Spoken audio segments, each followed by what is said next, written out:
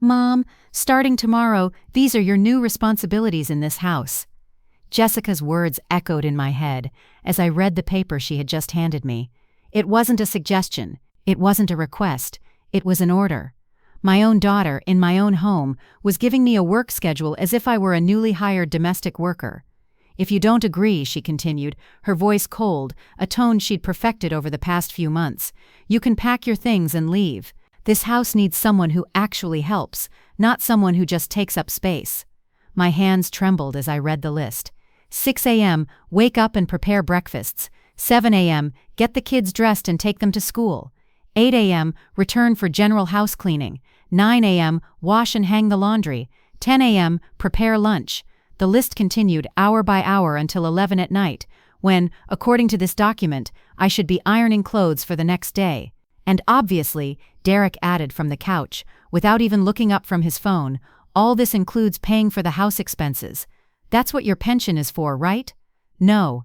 I stood there in the middle of my own living room, the same living room where I had welcomed Jessica when she was born 34 years ago, where I had celebrated her birthdays, where I had comforted her when she cried over her first heartbreaks. Now that same child looked at me with a coldness that chilled me to the bone.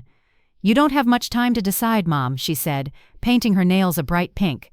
"Derek has already spoken with a lawyer. Since we've been living here for over 2 years and maintaining the house, we have rights. So you can be our employee and stay, or you can leave and we'll stay anyway." The threat was clear. In my own house, with the deed in my name, my daughter was blackmailing me.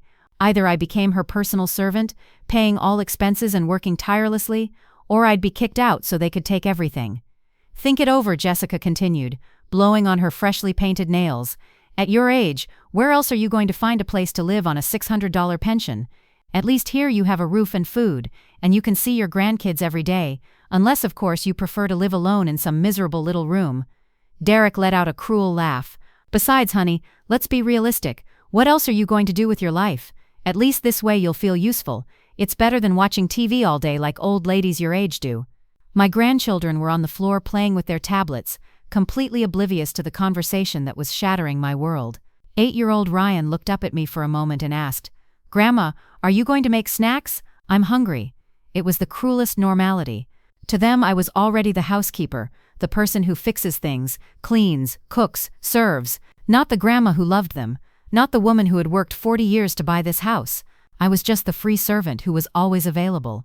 "Look, Mom." Jessica stood up and walked toward me, placing a condescending hand on my shoulder. "It's not that we don't love you. We love you very much. That's why we're giving you the opportunity to stay. But things have to change. This house needs order, and someone has to be responsible for keeping everything running." "And why does that someone have to be me?" I managed to whisper, finding my voice for the first time in this nightmarish conversation. "Because you're the one who doesn't work," Derek replied without looking up. "We work, we study, we have real responsibilities. You just collect your pension and don't do anything productive. 40 years working as a secretary in a government office. 40 years getting up at 5 in the morning, taking 2 buses to get to work, saving every penny to buy this house. 40 years raising Jessica alone after her father abandoned us when she was just 3 years old. Don't do anything productive," I repeated, feeling the words choke me. "All these years maintaining this house, paying the bills, buying your food, taking care of your children while you go out, washing your clothes, cleaning up your messes. That's not work, Mom." Jessica interrupted me with that condescending smile I had learned to hate. "That's what anyone living in a house does. The difference is that now it's going to be organized with fixed schedules, so everything runs smoother." The furniture I had bought with so much sacrifice was ruined. The leather sofa, which had taken me 2 years to pay off, had food stains and tears from when the kids jumped on it without anyone correcting them. The wooden coffee table, which had been my pride, was covered in marks from glasses and hot plates that no one bothered to put on coasters. On the walls, my family photos had been replaced by movie posters Derek liked. My book collection had been relegated to a box in the garage to make space for the video games and electronic gadgets they constantly bought with the money I gave them. "Besides," Jessica continued, examining her nails with satisfaction, "this is going to be good for you. It's going to give you purpose. Lately you've seemed very depressed, very bored. Having clear responsibilities will help you feel better about yourself." The manipulation was so evident, it physically hurt. She was selling me my own slavery, as if it were a favor they were doing me, as if becoming their free servant was a form of therapy for my emotional well-being. And you have to work on weekends too, Derek added, finally looking up from his phone. Saturdays are for deep house cleaning, and Sundays are for preparing the week's meals. It's not that we're being cruel to you, honey. It's just that we need things to run like a real home. Like a real home, I repeated, feeling anger begin to replace the shock. This isn't a real home. This is the house I bought, that I maintained, where I welcomed you when you had nowhere to live. Yes, but now we're a family, Jessica replied with that twisted logic that left me speechless. And in a family, everyone has their role. Ours is to work and earn income. Yours is to keep the house running. It's fair. Emma, my 6-year-old granddaughter, approached and tugged at my skirt. Grandma, can I have cookies? The ones on top of the fridge. I looked at her and saw in her eyes the same expectation I had seen in her mother's eyes when she was her age. The expectation that Grandma always says yes, always fixes things, always available. But now that expectation came with an official schedule, an unsigned contract, an implicit threat. In a moment, my love, I told her, caressing her head. No, Jessica interrupted sharply. Emma, your grandma is going to follow a new schedule. If you want something, you have to ask her at the right time. It's 4 in the afternoon now, and according to the schedule, this is her snack prep time anyway. I walked to the kitchen with trembling legs, feeling as if each step led me deeper into an abyss from which I didn't know if I could escape. The schedule remained in my hand, crumpled by the pressure of my fingers. It was like holding my own emotional death sentence. When I opened the pantry, I realized how empty it was. 3 broken cookies at the bottom of a package, an expired can of tuna, and half a bag of rice. In the refrigerator, the situation wasn't much better. 2 yogurts Jessica had bought for herself, 1 of Derek's beers, and the leftovers from a 3-day-old dinner that no one else had wanted to eat. Grandma, there are no cookies! Emma shouted from the living room, with that impatience she had learned from her mother. I'm coming, my love, I replied, knowing perfectly well that I would have to improvise with what little there was, or rather with what little they had left me to have in my own kitchen. I heard Jessica's footsteps approaching. Her heels echoed with an authority they hadn't had in this house before. It was as if the simple act of having handed me that paper had transformed her into the official owner of everything. Mom, while you're in the kitchen, I wanted to remind you that you need to go to the supermarket early tomorrow. I made a list of everything we need, she said, sticking a paper on the refrigerator door. It's about $150 worth of groceries. Oh, and you also need to stop by the pharmacy to pick up the kids' vitamins and Derek's special shampoo. $50, a quarter of my monthly pension for a week's worth of groceries for a family that had decided my money was theirs by right. Jessica, my pension doesn't stretch that far every week, I managed to say, though my voice sounded strangely small in my own kitchen. Oh, Mom, always the same, she sighed dramatically. You know Derek is saving to buy us our own house. We can't be spending our income on food and basic necessities. Besides, you eat here every day. It's normal for you to contribute to the expenses. The logic was so twisted it made me dizzy. Derek was saving for his own house while living rent-free in mine, eating my food, and using my services. And I, the real owner of the property, had to pay for the privilege of being their free domestic worker. And what if I don't have enough money? I asked, though I already knew what her answer would be. Then you'll have to adjust and buy the basics first.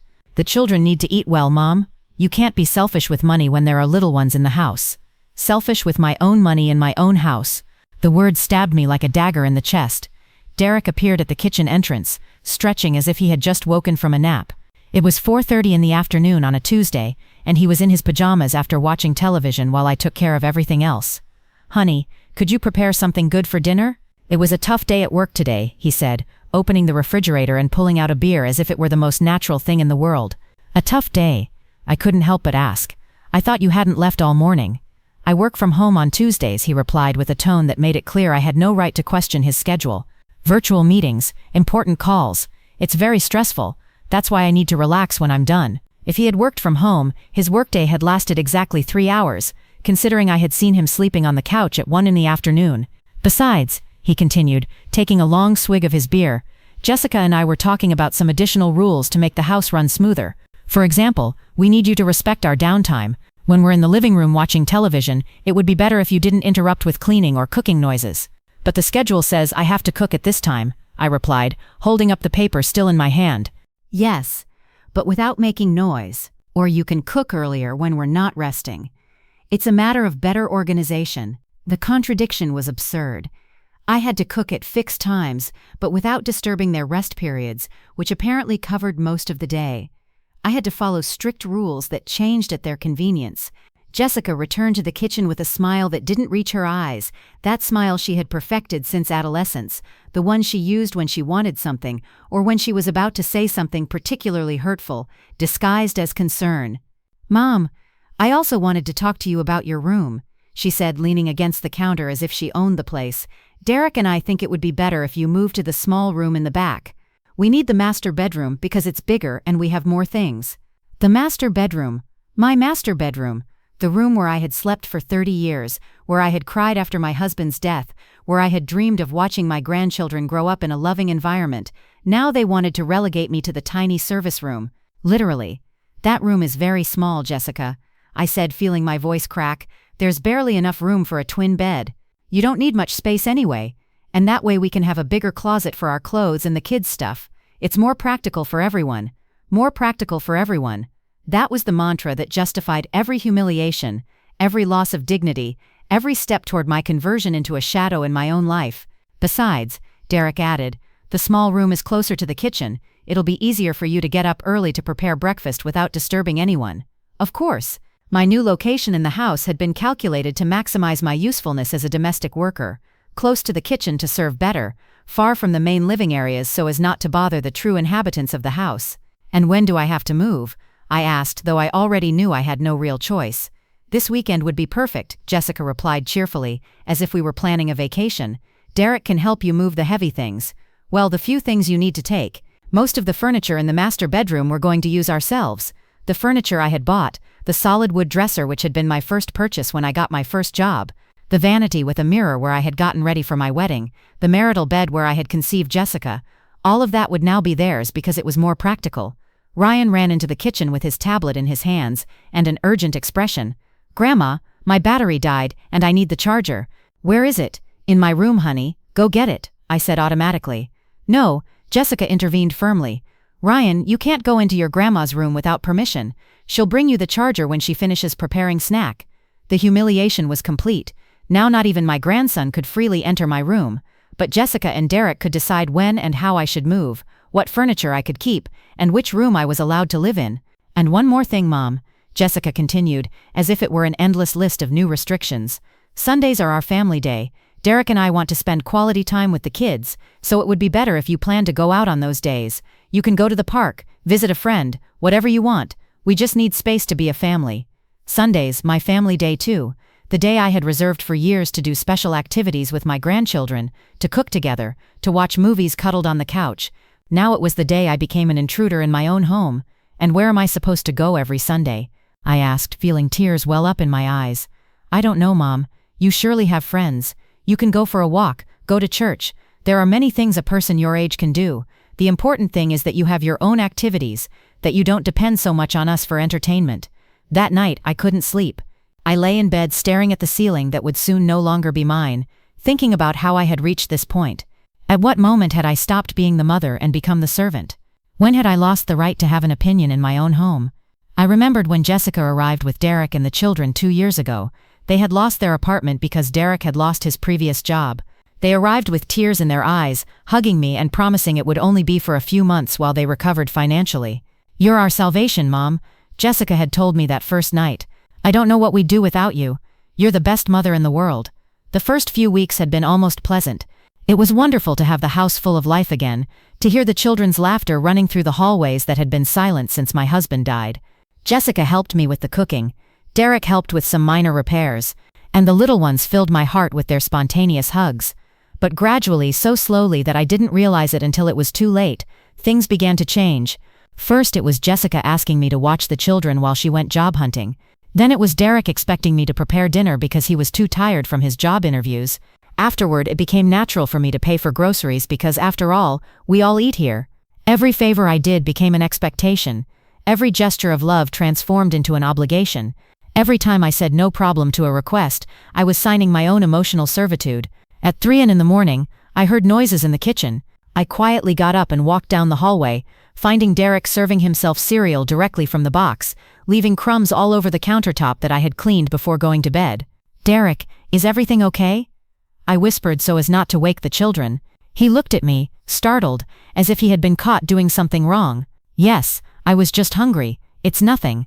But tomorrow there will be no cereal in the bowl for the children, I said, seeing that the box was almost empty. Oh, honey, don't be dramatic. It's just cereal. You can buy more tomorrow, he replied, leaving the empty box on the countertop and heading back to his room. My room. I stood there in the dark, cleaning up the crumbs he had left, realizing that this was my life now, cleaning up their messes in silence at 3 a.m. while he slept in my bed, without the slightest concern for the consequences of his actions. On Friday morning, as I prepared breakfast according to my new official schedule, Jessica came downstairs with an energy I hadn't seen in months. She was wearing a red dress I didn't recognize and shoes that cost more than my week's worth of groceries. "Mom, I need you to watch the kids all weekend," she announced as she poured coffee into my favorite mug, the one with little painted flowers that my husband had given me on our 5th anniversary. "Derek and I are going on a couple's retreat at the downtown hotel. We need to reconnect after all this stress." "A couple's retreat," I repeated, unable to hide my surprise. "And with what money?" "Oh, Mom, always thinking about money," she replied with that artificial laugh she had perfected. "Derek got a bonus at work. We deserve a break after everything we've been through." A bonus. Derek, who worked 3 hours a day from home, had received a bonus. But somehow that money wasn't enough to buy cereal or contribute to household expenses. It was only enough for luxury hotels and romantic retreats. "And the kids will be okay with me all weekend?" I asked, though I already knew my opinion didn't matter. "Of course they will. You're their grandma. It's natural for you to take care of them. Besides, according to your new schedule, weekends are designated for activities with them," she said, checking her phone as she spoke. It was true. In my servitude schedule, weekends were marked as intensive childcare and deep house cleaning time. Apparently my rest didn't exist in their concept of family organization. "Jessica, we need to talk," I said, feeling something break inside me. "This can't go on." She looked up from her phone with an expression of genuine surprise, as if she couldn't understand why I was protesting against my obviously reasonable fate. "Talk about what, Mom? Your negative attitude lately? Because yes, I've noticed you're very grumpy. Maybe you should see a doctor. At your age, it's normal to have hormonal changes that affect your mood." My indignation at the abuse was a medical problem I needed to solve. My resistance to humiliation was a symptom of my advanced age that required professional treatment. "I'm not sick, Jessica. I'm tired of being treated like an employee in my own home," I said, surprising myself with my own clarity. "Employee," she repeated, putting on an offended expression that would have won an Oscar. "Mom, how can you say that? Your family." "What happens is that in a family, each person has responsibilities. Ours are to work and generate income. Yours is to keep the house running. It's that simple. And why do my responsibilities include paying all the expenses and working 24 hours a day?" I asked, feeling my voice tremble but grow stronger. "Mom, no one asked you to work 24 hours. The schedule we gave you is very reasonable. You have free time between activities. You can rest, watch television, do whatever you want in your free time." I looked at the schedule taped to the refrigerator. The free time it mentioned were 30-minute intervals between tasks, enough to go to the bathroom or get a glass of water, but not enough to truly rest. "And the money? Why do I have to pay for everything if you have income?" I insisted. "Because we're saving for our future, Mom. We can't be spending our money on current expenses when we have long-term goals. You've already lived your life. You've had your opportunity to save and plan. Now it's our turn." The logic was devastating in its cruelty. According to their reasoning, I had already had my chance to live, and now my role was to finance and facilitate their opportunities. My pension earned with 40 years of work was less important than their long-term goals. Derek appeared in the kitchen, already dressed to leave, with a smile that I found increasingly repulsive. He approached Jessica and kissed her on the cheek, a gesture of possession and complicity that completely excluded me. "All set for the weekend?" he asked her, completely ignoring me though I was standing less than 3 feet away. "Yes, my love. I've explained everything to Mom. She'll take care of the kids and the house," Jessica replied as if I were just another object she had arranged for their absence. "Perfect, honey. Just one more thing," Derek said, finally addressing me. "On Monday, my mother is coming to visit us for a few days. She'll need the guest room, so it would be good if you have it spotless. She also likes breakfast very early, around 6 in the morning. I hope it's not a problem." His mother, another person I would have to attend to, feed and serve in my own home. Another mouth to feed with my money. Another person who would expect my services as if it were the most natural thing in the world. "And how long is she staying?" I asked, though I already sensed I wouldn't like the answer. "We don't know exactly. It depends on how she feels. Lately she's been very lonely since my father died, so we thought being with family would do her good," he replied, as if my house were a free hotel for people in need of company. "Derek, your mother and I don't get along very well," I said, remembering the few times I had met her and her dismissive attitude toward me. "Oh honey, those are past problems. You have to learn to forgive and forget. Besides, she's an elderly lady. She needs care and attention. I'm sure that when you get to know her better, you'll get along very well. Care and attention that, of course, I would provide without remuneration or recognition, while Jessica and Derek enjoyed their romantic retreat. I would be serving breakfast at 6 in the morning to a woman who considered me inferior. And Mom," Jessica added, putting on the earrings that completed her outfit, "when your mother-in-law arrives, it would be good if you give her the master bedroom. We can sleep in the children's room for a few days. She needs to be comfortable." The master bedroom, which they had already taken from me, they were now going to give to Derek's mother. I, in my own house, would occupy the smallest room while a complete stranger slept in my bed, used my furniture, and expected my services. The weekend became a nightmare that surpassed all my darkest expectations. Jessica and Derek left on Friday at 2 in the afternoon after leaving me an additional list of instructions for childcare that included specific times for meals, educational activities, limited screen time, and strict sleep routines. "It's important that you maintain discipline, Mom," Jessica had told me before getting into the taxi I had paid for to the downtown hotel. "Children need structure. If you spoil them this weekend, it will be very difficult for them to respect us again afterwards." Ryan and Emma looked at me with expectation, waiting for me to fulfill the role of entertainer, cook, teacher, and babysitter all at the same time. It wasn't their fault, of course. They were children adapting to a system where Grandma was the person who solved everything, while their parents enjoyed freedoms I had forgotten existed. On Saturday morning, as I prepared pancakes for breakfast according to the specific nutritional instructions Jessica had left, Ryan spilled orange juice on the living room rug. It was a normal accident, the kind of thing that happens when there are children at home, but when I started cleaning, I realized there weren't enough cleaning products. "Grandma, Mom says that when something gets stained, you have to clean it immediately, or it gets ruined forever," Emma informed me with the seriousness of a professional supervisor. She was right. Jessica had been very specific about keeping the house spotless during their absence. So at 9 in the morning on Saturday, I found myself walking to the supermarket with the two children, spending $30 of my pension on cleaning products for a disaster that could have been solved with soap and water. At the supermarket, Ryan asked for the special cereal his father ate, the one that cost $8 a box. Emma wanted the organic cookies her mother bought her, the ones in the $10 package. I looked at the prices and made desperate mental calculations, knowing that every dollar I spent was $1 less for my own needs. "Why are you taking so long to decide, Grandma?" Ryan asked impatiently while I compared prices of laundry detergent. "I'm just seeing which one is better, my love," I lied, not wanting to explain to an 8-year-old that his grandma had to choose between buying food for him or medicine for herself.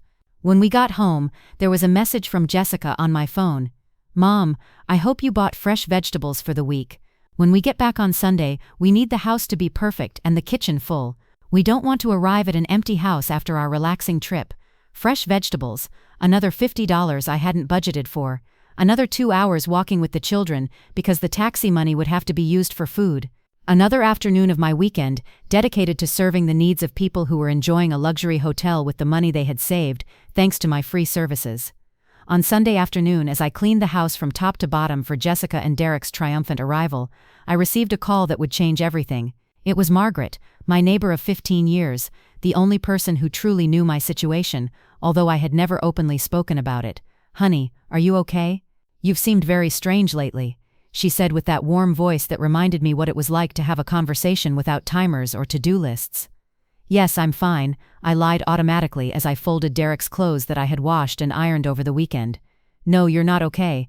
I see you leaving very early every morning as if you're rushing somewhere, and I see you coming home with supermarket bags almost every day. What's going on in your house?" she insisted with that gentle persistence that characterized true friends. For a moment I was tempted to hang up. It was easier to keep pretending that everything was normal, that it was natural for a 66-year-old woman to live like a housekeeper in her own home. But something in Margaret's voice broke me. "Margaret, can you come over for a moment? I need to talk to someone," I said, surprising myself with my own honesty. "I'm on my way," she replied without asking questions. When Margaret arrived, the children were watching television in the living room, completely absorbed in their shows. We sat in the kitchen, surrounded by the perfect order I had created for their parents' arrival. And for the first time in months, I told someone the truth about my life. I showed her the schedule. I explained about the money. I told her about the threat of being kicked out of my own house if I didn't agree to be their free employee. I told her about the small room, about the family exclusion Sundays, about Derek's mother who would come to be served by me in my own bed. Margaret listened in silence, with an expression that went from surprise to horror, and finally to the purest indignation I had seen in a long time. "Honey, this is abuse," she said finally, with a clarity that hit me like a slap of reality. "This is not normal. This is not what a family who loves you does. But they say it's fair that in a family everyone has their role." I began to repeat the words I had heard so many times. "No," she interrupted with a firmness that surprised me. "In a functional family, roles are discussed and mutually agreed upon. No one imposes an unpaid work schedule on anyone. No one threatens to kick anyone out of their own home.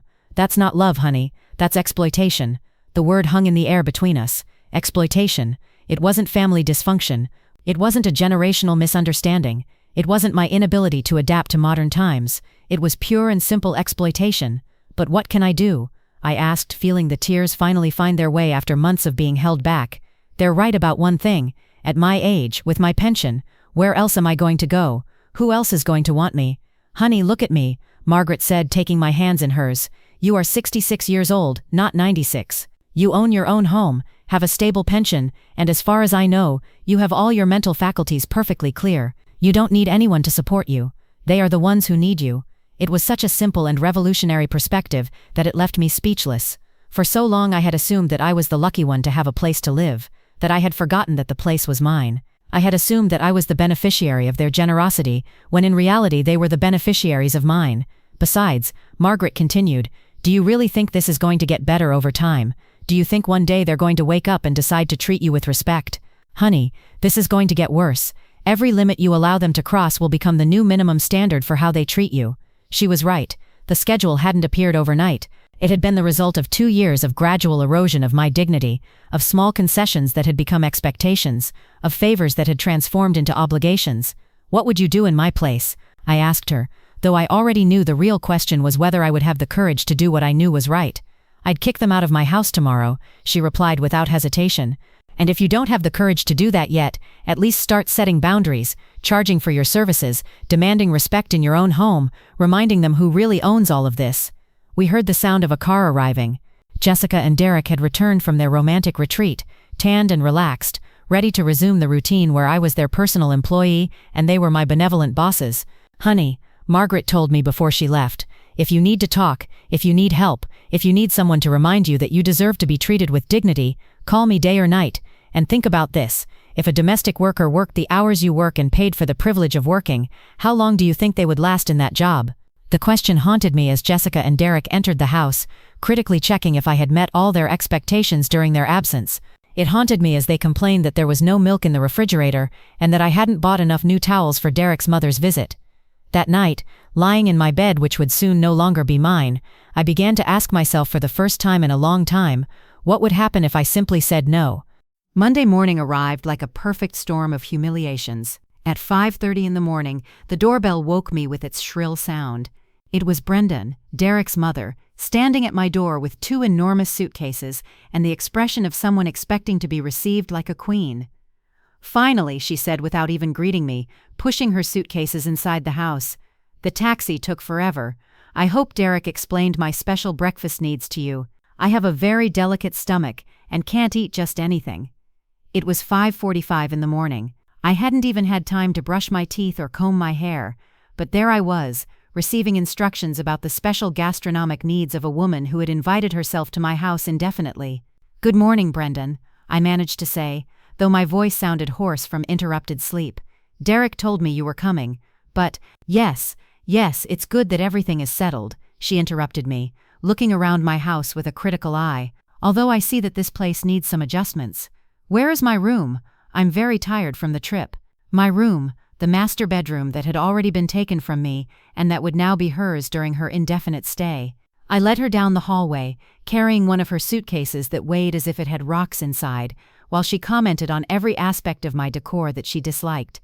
"This rug is very worn," she said, pointing to the Persian rug that had been my pride for years. "And these curtains are too dark. At my age, I need a lot of natural light. You'll have to change them tomorrow." Change the curtains with my money, of course, to make my own room more comfortable for an uninvited guest who had no departure date. When we reached the master bedroom, Brendan inspected everything like a general reviewing troops. She opened and closed drawers, evaluated the mattress by sitting on it with different levels of force, and finally declared, "This will do. Although I need you to wash all the sheets with hypoallergenic detergent, I can't sleep in beds that aren't spotless." Hypoallergenic detergent. Another unplanned purchase. Another expense that would come out of my already stretched pension. At 6 sharp, as Derek had promised, Brenda appeared in the kitchen expecting her special breakfast. She was wearing a silk nightgown and feathered slippers, as if she were the owner of a luxury hotel instead of a guest in my house. "I need 2 scrambled eggs, but very dry, no oil, whole wheat toast but barely toasted, not burnt, very light coffee, almost like tea, and fresh fruit, but only the perfectly ripe ones." She recited her demands as if it were a menu I should have memorized. I had no eggs, I had no whole wheat bread, I had no fresh fruit, because I had spent all my money over the weekend on the children's whims and cleaning products to keep the house perfect for Jessica and Derek's return. "Brenda, I don't have exactly what you're asking for, but I can prepare something similar," I began to explain. "What do you mean you don't have any?" She interrupted me with an indignation that filled the entire kitchen. "Didn't Derek tell you what I needed? This is unacceptable. A house without the basic ingredients for a decent breakfast." At that moment, Derek appeared in the kitchen, already dressed for work, with that annoyed expression he wore when something interfered with his perfectly organized routine. "What's going on here? Why so much noise so early?" he asked, although it was his mother who had been shouting. "Your housekeeper doesn't have food in the house," Brenda replied, pointing at me as if I were a defective object. "How am I going to have breakfast without the basic ingredients? Housekeeper." She hadn't even bothered to pretend that I was anything more than that. To her, I was simply the service staff of her son's house, hired to attend to her needs without question. Derek asked me with that reproachful voice he had perfected to make me feel like a punished child. Yes, I did. But I spent the money on what Jessica asked for the children, I began to explain. "Oh please," he interrupted me, "you always have excuses. My mother needs to have a proper breakfast. Go to the supermarket now and buy what's needed. And next time, plan better. Spend more money." I didn't have to please a woman who treated me like trash in my own house. All this while Derek prepared to go to his 3-hour-a-day job, and Jessica continued to sleep peacefully in the children's room. "And with what money?" I asked, feeling something harden inside me. "I already spent everything I had this weekend." "With your pension money, obviously," Derek replied as if it were the stupidest question in the world. "That's what you have income for, right? To keep the house running." "My pension is already committed for this month," I said with a firmness that surprised me. "I don't have any more money available for unplanned expenses." The silence that followed was so dense it could be cut with a knife. Derek looked at me as if I had blasphemed, and Brenda had the expression of someone who had just witnessed the most incomprehensible rebellion in history. "Are you telling me you can't buy food for my mother?" Derek asked, raising his voice with an indignation that would have been comical if it hadn't been so cruel. "I'm telling you I don't have money available right now," I repeated, keeping my voice as calm as possible. "This is incredible," Brenda exclaimed, addressing her son as if I weren't present. "This is the kind of service the family receives in this house, an employee who refuses to do basic shopping." "Honey, this can't go on," Derek said, adopting a tone he would have used to scold a problematic employee. "If you can't fulfill the basic responsibilities of maintaining this house, then perhaps we need to reconsider the living arrangements." There was the veiled but clear threat again. "Comply with our demands or leave your own house. Serve our family without limits or lose the right to live in the place you yourself bought and paid for." At that moment, Jessica appeared in the kitchen, still in her pajamas but fully awake thanks to the noise of the argument. Her presence immediately changed the dynamic of the conversation, as if she were the manager arriving to resolve a labor dispute. "What's going on here?" she asked, though it was obvious she had been listening from the hallway. "Your mother is refusing to go to the supermarket to buy breakfast for my mom," Derek explained to her as if he were a child reporting another child's bad behavior. "Mom," Jessica said with that voice of disappointment she had perfected since adolescence, "is it true that you don't want to buy food for Grandma Brenda?" The manipulation was perfect. They had transformed my resistance to spending money I didn't have into a cruel refusal to feed a needy elderly woman. They had turned my attempt to set basic financial boundaries into an inexcusable act of selfishness. "It's not that I don't want to," I explained, feeling myself defending against accusations I shouldn't have to refute. "It's that I've already spent all my money for this month, and I don't have any budget left for additional purchases." "Oh Mom, always exaggerating about money," Jessica sighed dramatically. "How much can breakfast cost? $10, $15? Don't tell me you don't have $15 to feed your family." $15 that would become $30 tomorrow, $45 the day after tomorrow, a constant drain on my pension to keep comfortable a woman who openly despised me. Besides, Derek added, my mother won't be here forever. It's only temporary while she adjusts to being alone. Can't you make this small sacrifice for the family? Temporary. The same word they had used when they arrived 2 years ago for a stay of a few months. The same empty promise they had used to justify every new invasion of my space, every new demand on my time, every new hole in my budget. And how long is Brenda going to stay? I asked, though I already knew I wouldn't like the answer. We don't know exactly, Derek replied vaguely. It depends on how she feels, whether she finds activities she likes in the neighborhood, whether she adapts well to the house routine. The house routine, my routine of serving, cleaning, cooking and paying for the privilege of doing so. The routine where I was the free domestic worker for a family that had decided my house was theirs by right. At that moment, as I stood in my own kitchen being scolded for not wanting to spend my pension on the whims of a woman who treated me like trash, something definitively broke inside me. It wasn't a dramatic moment of enlightenment. It was more like when a dam breaks. First a small crack, then a constant flow, and finally an unstoppable avalanche of clarity. Okay, I said with a calm that surprised even myself. I'll go to the supermarket and buy what Brenda needs for her breakfast. Everyone seemed to relax immediately, as if my surrender had restored the natural order of the universe where I obeyed without questioning. But there was something different in my voice, something none of them detected because they were too used to assuming my submission. Perfect, Mom, Jessica said with that condescending smile she reserved for when I came to my senses. I knew you'd understand in the end how important it is to make Grandma Brenda feel welcome. I quickly dressed and left for the supermarket. But this time, I didn't go straight to the food section. This time, I first went to the pharmacy and the shopping center where I knew there was an ATM, not to withdraw money for Brenda's breakfast, but for something completely different.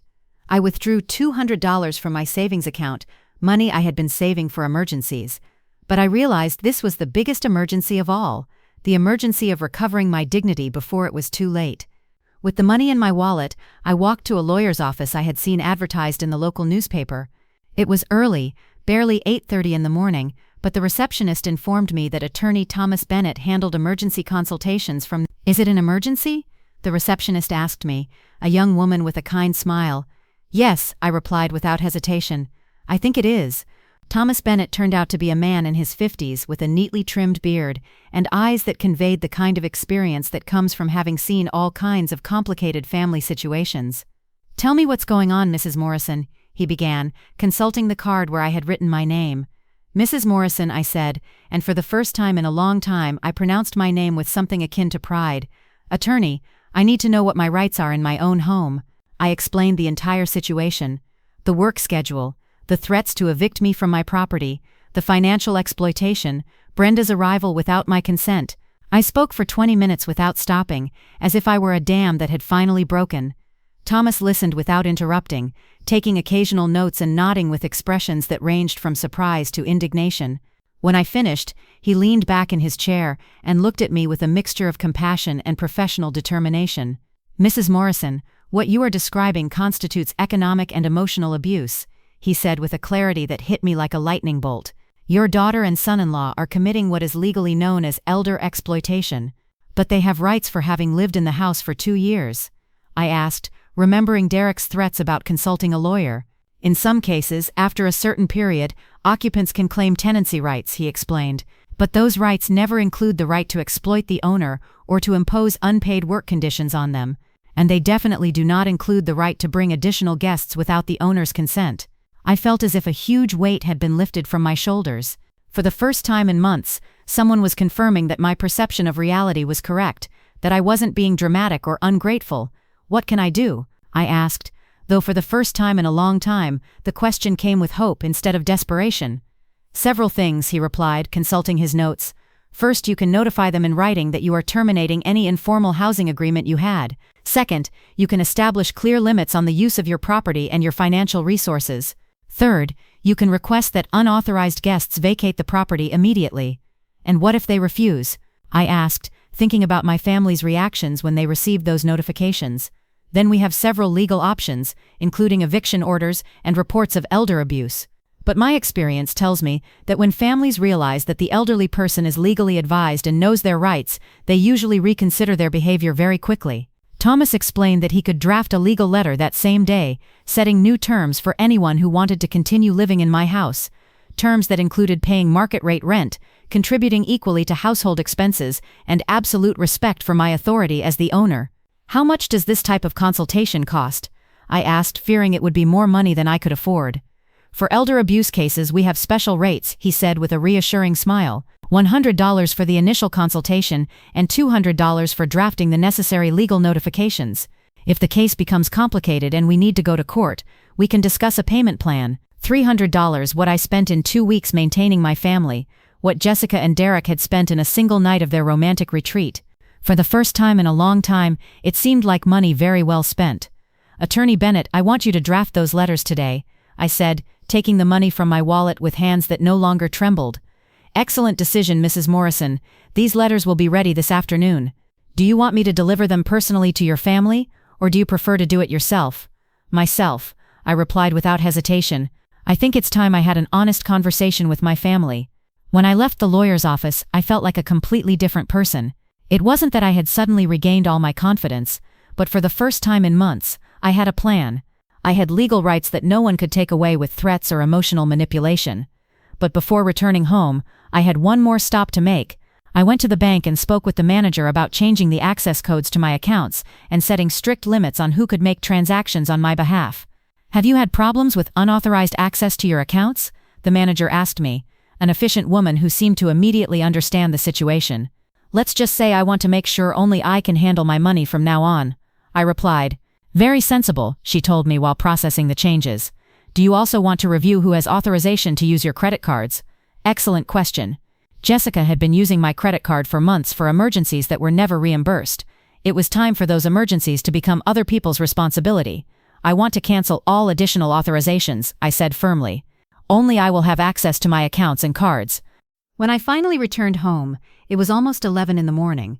4 hours had passed since I had supposedly left to buy Brenda's breakfast, and I was returning empty-handed, but with something much more valuable, an action plan and the legal support needed to execute it.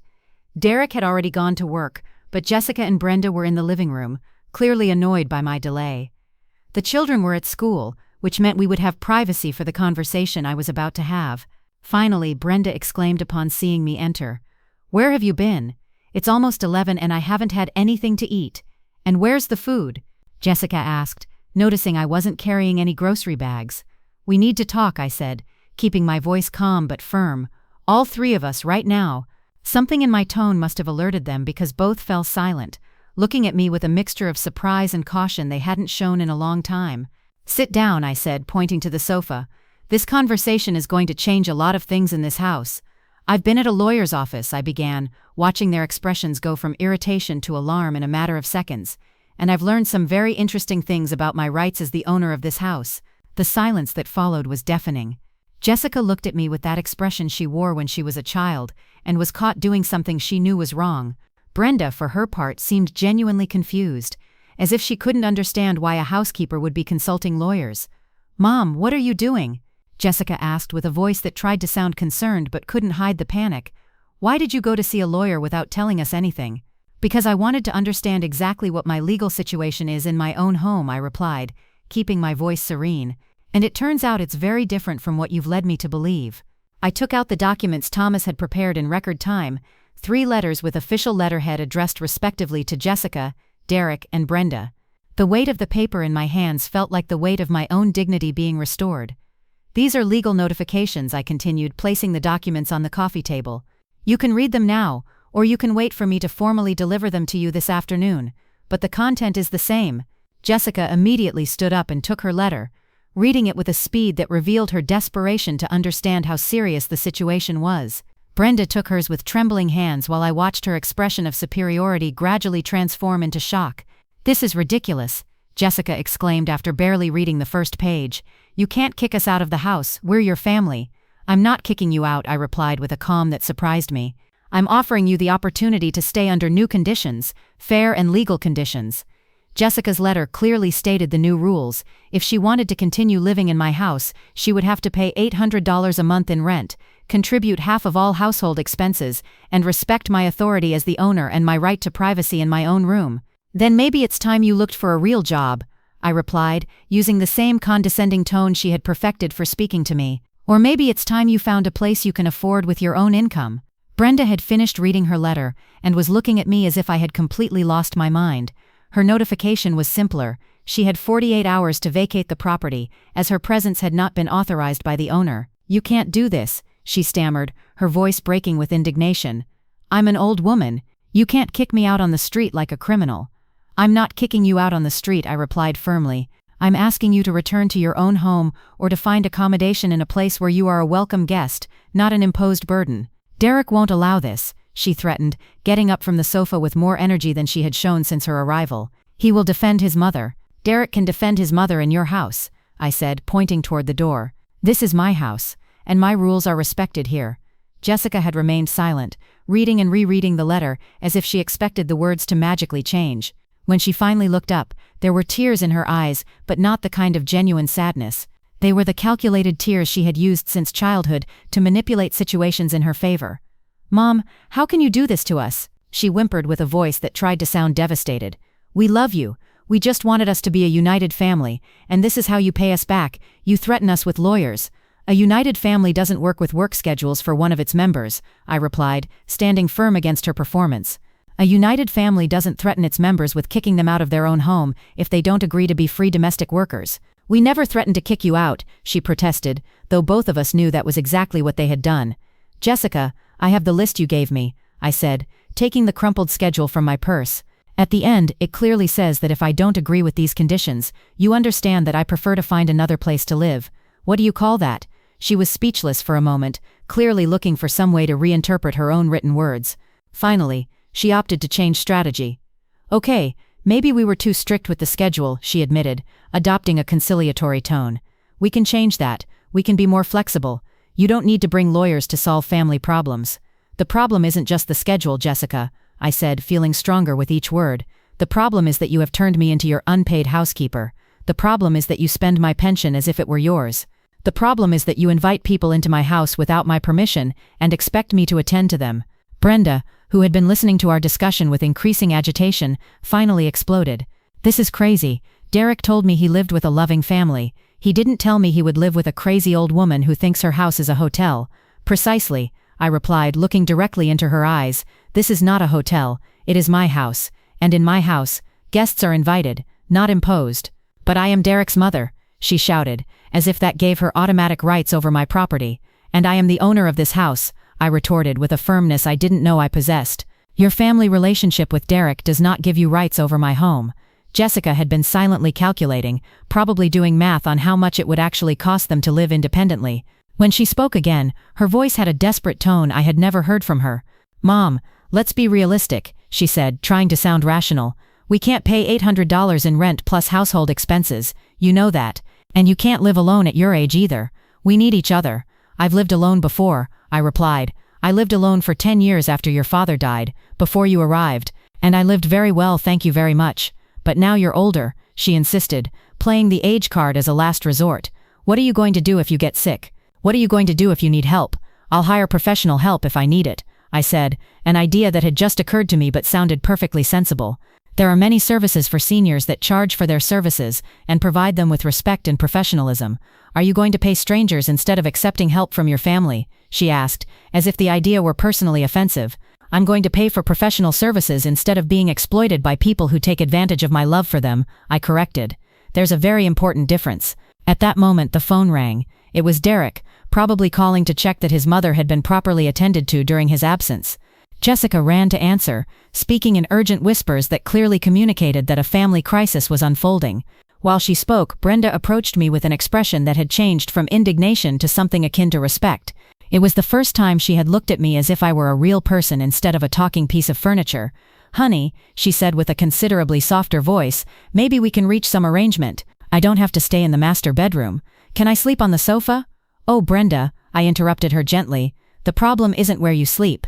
The problem is that you came to my house without my invitation, expecting to be treated like an honored guest indefinitely. That's not fair to either of us." Derek arrived home 20 minutes after Jessica's call, with an expression I had never seen before. It wasn't his usual condescending arrogance. It was something much more dangerous. the face of a man who realized that his parasitic world was about to collapse. "Honey, we need to talk," he said with a controlled voice that didn't fool me at all. "Jessica told me about these ridiculous letters you brought from some charlatan lawyer." "Attorney Thomas Bennett is not a charlatan," I replied calmly. "He is a lawyer specializing in landlord-tenant rights and elder protection, and these letters are not ridiculous.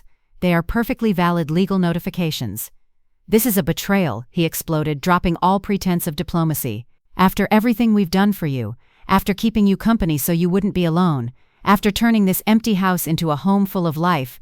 The distortion of reality was so extreme it almost made me laugh. According to their version of events, they had been doing me a favor by coming to live rent-free in my house, eating my food, using my services, and spending my money. "Derek, you are 42 years old," I said with a patience that was hard to maintain.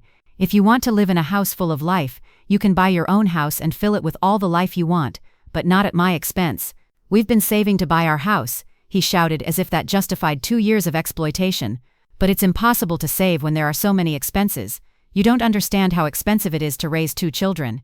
"You're right, I don't understand how expensive it is to raise 2 children, because when I raised Jessica, I paid all her expenses with my own money. I didn't look for an older person to support me." Brenda, who had been observing the discussion from the sofa, decided to intervene with her version of maternal support. "Honey, I understand you're confused, but Derek is a good father and a good son. He doesn't deserve to be treated this way by a woman your age who is clearly losing her mind." "Losing my mind," I repeated, feeling fury ignite in my chest. "For defending your rights in your own home, for threatening your family with lawyers instead of solving problems like civilized adults," Brenda replied with that moral superiority she had perfected over the years. "Civilized adults don't impose work schedules on family members," I countered. "Civilized adults don't threaten to evict the owner of their own house." Derek had been pacing back and forth in the living room, clearly calculating his options. When he stopped, he had that expression he wore when he was about to play his strongest card. "Okay, honey," he said with a smile that didn't reach his eyes. "If you want to play with lawyers, we can play with lawyers, because it turns out we've also been consulting about our rights." "What rights?" I asked, though I already suspected where he was going. "The rights of tenants who have lived on a property for more than 2 years," he replied triumphantly. "The rights of parents who have been raising their children in a stable home. The rights of a family that has been maintaining a property that was deteriorating from lack of care." It was exactly the threat Thomas had warned me they would try to use. The difference was that now I was prepared to face it. "Derek," I said with a calm that clearly unnerved him, "I suggest you show those legal consultations to your real lawyer, because mine assured me that no court in the country would grant tenant rights to people who haven't paid rent and who have been financially exploiting the owner." Derek's expression changed immediately. It was obvious that his legal consultations had been internet searches or conversations with friends, not real professional advice. "Besides," I continued, pulling out my own ace in the hole, "my lawyer informed me that what you have been doing is called elder exploitation, and that it is a federal crime. So if you want to involve more lawyers in this situation, go ahead. But I warn you that the legal consequences for you will be much more serious than for me." The silence that followed was absolute. Even the children, who had arrived from school during our discussion and were listening from the hallway, remained completely still. "You're threatening to sue us?" Jessica asked with a small voice she hadn't used since she was a teenager. "I'm not threatening you with anything," I replied. "I'm explaining the legal consequences of your actions, the same consequences my lawyer explained to me this morning." Ryan appeared at the living room entrance with his school backpack still on his shoulders and a confused expression. "Why is everyone yelling? And why is Grandma Brenda crying?" Indeed, Brenda had started crying, but they weren't tears of sadness. They were tears of rage and humiliation from someone who realized she had completely lost control of a situation she thought she had mastered. "The adults are having an important conversation about how we're going to live in this house." "Are we leaving the house?" Emma asked, who had appeared behind her brother with wide eyes. My granddaughter's innocent question broke my heart, but it also reminded me why I was doing all this. These children deserve to grow up in an environment where family relationships were based on love and mutual respect, not exploitation and manipulation. "That depends on your parents," I replied honestly. "If they decide they want to stay here respecting the house rules and contributing fairly, they can stay. If not, they'll have to find another place to live." "What rules?" Ryan asked with that direct curiosity children have. "Rules like all adults living here have to work and contribute to expenses," I explained. "Rules like no one can force other family members to work without rest. Rules like we all deserve to be treated with respect." Derek looked at me with an expression that would have been intimidating a week ago, but now seemed simply pathetic. Honey, are you confusing the children with these adult dramas? The children were already confused, I countered. They were confused seeing their grandma being treated like a housekeeper. They were confused hearing their parents talk about kicking their grandma out of her own house. Now at least they're hearing that there's another way to live as a family.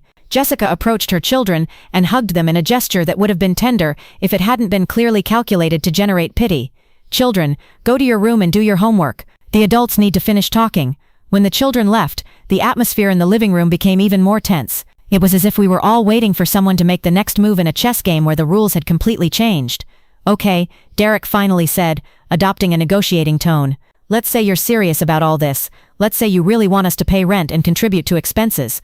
How much time do you give us to get organized? The letters specify 30 days, I replied, consulting the documents. 30 days to decide if you accept the new conditions and start complying with them, or 30 days to find another place to live. And my mother? He asked, pointing to Brenda, who was still sobbing on the sofa. Your mother has 48 hours, I said firmly. She has no housing agreement with me, authorized or unauthorized. Her presence here was an imposition, not an invitation. You can't kick an old woman out with only 2 days' notice, Derek protested. I can, and I will, I replied, surprising myself with my own determination. Your mother has her own home. If she doesn't want to live alone, she can find an appropriate place for people her age, or she can stay with relatives who have actually invited her. 3 months later, I woke up in my own bed, in my own room, at 7 in the morning, because I wanted to, not because a schedule demanded it. The silence of the house didn't bother me. In fact, it was the most beautiful sound I had heard in years, the sound of peace. Brenda had left on the second day, exactly as the legal notice had specified. She left amidst dramatic tears and threats of never speaking to me again, as if that were a loss and not a blessing. Derek had to borrow money from his siblings to pay for a hotel, while she decided what to do with her life. In the end, she chose to move into a senior living apartment, where I later heard she constantly complained that the staff wasn't as efficient as I had been. Jessica and Derek had tried all sorts of tactics during those first 30 days. First came total denial. They insisted that everything was a misunderstanding, that they could resolve things as a family without lawyers involved. When that didn't work, they tried emotional guilt. They constantly reminded me that I was missing the opportunity to see my grandchildren grow up, as if seeing them grow up required me to be their unpaid 24-hour babysitter. Then came anger. Derek yelled for 2 hours one night, calling me selfish, cruel, a bad mother, and an even worse grandma. Jessica cried, begged me, hugged me, and even brought the children to ask me to change my mind. But for the first time in years, I stood firm. Thomas had prepared me for each of these tactics, and I had calm, legal answers for all their overflowing emotions. The children are going to suffer because of you, Jessica had told me during one of her last attempts at manipulation. The children are going to learn that healthy family relationships are based on mutual respect, not exploitation. I had replied, using the exact words Thomas had suggested. The final phase had been the most revealing. During the last week before they left, both Jessica and Derek had started treating me with an exaggerated courtesy that was almost more insulting than their previous abuses. Suddenly, I was Mrs. Morrison, and please, and thank you very much for everything. It was as if they had suddenly remembered that good manners existed, but only when they needed them for something. Mom, we hope you understand that we always loved you, Jessica had told me the morning they left. It's just that sometimes families have misunderstandings. Misunderstandings. 2 years of systematic exploitation reduced to a simple misunderstanding, as if it had been a confusion about who should take out the trash, and not a deliberate campaign to turn me into their free housekeeper. But they were gone. They moved into a 2-bedroom apartment on the other side of town, a place that cost exactly $800 a month in rent plus expenses. Apparently, when it came to paying an unfamiliar landlord, they did have the money. Only when it came to paying me, their family, was their money not enough. The first few days after their departure had been strange. The house felt enormously empty after 2 years of being filled with constant noise, urgent demands, and the perpetual stress of serving other people. But gradually, that feeling of emptiness had transformed into something completely different. Freedom. I could have breakfast when I wanted. I could watch the television shows I liked. I could decide what to cook based on my own cravings, not on the nutritional demands of 4 different people. I could spend my pension on my own needs, and even treat myself to small luxuries I had forgotten existed. The first time I bought fresh flowers for my dining room table, I started crying right there in the supermarket. They were $15 that would have previously gone to special cereals or hypoallergenic shampoo for uninvited guests. Now they were $15 I could spend on something that made me happy for the simple pleasure of making myself happy. Margaret had been a blessing throughout the entire process. Not only had she helped me maintain my resolve during the most difficult moments, but she had become a true friend. Now we had lunch together twice a week, went to the farmer's market on Saturday mornings, and had started taking painting classes at the community center. "Don't you miss the noise of the children?" she had asked me one afternoon while we painted watercolor landscapes. "I miss my grandchildren," I had replied honestly, "but I don't miss being their unpaid babysitter. There's a very big difference." And it was true. Ryan and Emma visited me every other Saturday, an arrangement we had established after many tense negotiations. At first, Jessica had tried to use the visits as a form of pressure, suggesting that if I didn't give in on some aspect of the separation agreement, the visits could become more complicated to coordinate. Thomas had advised me to keep all communications about visits in writing, and through him, until Jessica realized she couldn't use her own children as emotional blackmail weapons. Eventually, we had reached a civilized agreement. The children came every other Saturday from 10 in the morning to 6 in the evening, and I took them to do fun activities I could afford now that I wasn't subsidizing the lifestyle of 4 adults. The difference in my relationship with Ryan and Emma was remarkable. When I wasn't responsible for them 24 hours a day, when I didn't have to worry about their meal times, their discipline, and their constant entertainment, I could simply be their grandma. I could spoil them a little, laugh with them, listen to their school stories without being distracted thinking about what household chore I had to do next. "Grandma, why don't you live with us anymore?" Emma had asked me during one of her first visits. "Because adults need their own spaces to be happy," I had explained. "Your mom and dad need their own home where they can make their own decisions, and I need my own home where I can make mine." "But you still love us," she had insisted with that genuine concern that broke my heart. "I love you more than anything in the world," I had assured her, hugging her tightly. "And precisely because I love you so much, I want you to learn that people who love each other treat each other with respect and affection. They don't take advantage of each other." Ryan, who was older and more observant, had understood the situation surprisingly maturely. "Mom and Dad made you work a lot, didn't they, Grandma?" "Yes, my love," I had admitted, "but now we're all learning better ways to be a family." That morning, 3 months after the big change, I woke up with a feeling I had completely forgotten, positive expectation. Not anxiety about what demands would await me during the day, but genuine curiosity about what good things I could choose to do. Thomas had called me the previous week to inform me that Jessica and Derek had officially withdrawn any legal claims to my property. Apparently, their consultations with real lawyers had confirmed what I already knew. They had no legal rights over my house, and any attempt to establish such rights would only result in charges of elder exploitation. "How does freedom feel, Mrs. Morrison?" Thomas had asked me with that warm smile I had come to appreciate so much. "It feels like waking up from a very long nightmare," I had replied. "It feels like remembering that I am a person, not an object." That morning I got up when I wanted, had breakfast how I wanted, and dressed to go to my new favorite activity, senior dance classes I had discovered at the community center. At 66 I was learning to salsa. I had made new friends and was rediscovering parts of myself I had forgotten existed. As I prepared to leave, I looked at my reflection in the bathroom mirror. The woman who looked back at me no longer had that perpetually tired and anxious expression she had worn for the past 2 years. Her eyes were bright, her back straight, and she had something she had lost without realizing it, dignity. As I left the house, I locked the door and walked to the bus with firm steps. It was my house, my life, my decision, and for the first time in a very long time those words didn't scare me, they filled me with pride, because I had learned the most important lesson of my life: it's never too late to reclaim your self-respect. And once you reclaim it, no one can take it away from you again. No matter how much you love them, or how much they love you, true love, I had discovered, never requires you to sacrifice your dignity. And true family never asks you to become less than you are, so they can be more. If this story resonated with you, I'd love to hear your thoughts. What would you do if you found yourself in my situation? Would you have made the same choice, or would you have handled things differently? Drop your thoughts in the comments below. I'm genuinely curious to know what you think. And if you enjoyed this story and want to hear more like it, please subscribe to the channel. There are many more waiting for you. Thank you for reading, and I'll see you in the next one. The end.